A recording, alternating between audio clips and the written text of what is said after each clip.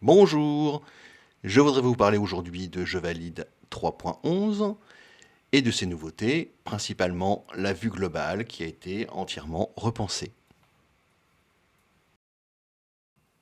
En allant dans l'onglet Professeur, onglet Statistiques, vous avez un bouton Vue globale qui vous permet de voir l'ensemble de vos élèves et le pourcentage d'items qui ont été validés.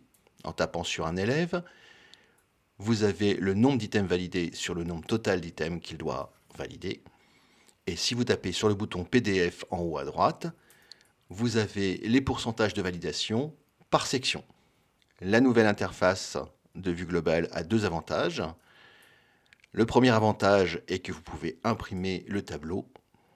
Et le deuxième avantage est que la vue globale est maintenant disponible sur iPhone, alors qu'avant elle n'était disponible que sur iPad.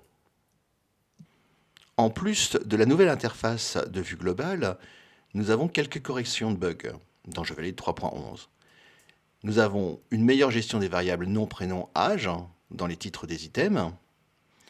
Nous avons une sauvegarde automatique des commentaires si on sort de l'interface sans le bouton OK, ce qui est possible sur un iOS 15.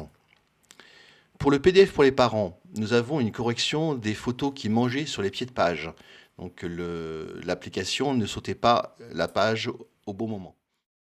J'ai profité des corrections de bugs sur les PDF pour les parents pour améliorer la gestion des espaces entre les éléments du document afin d'aérer celui-ci un petit peu plus, de faire un peu mieux circuler les blancs. J'ai aussi, à la demande d'un utilisateur, ajouté une option pour l'affichage des données de l'élève en début de document, qui est maintenant donc optionnelle. Enfin, j'ai révisé l'import des fichiers de sauvegarde qui posaient des problèmes, notamment avec les fichiers qui se trouvaient sur iCloud. Cela devrait être résolu maintenant. J'attends vos retours pour savoir si cela fonctionne correctement.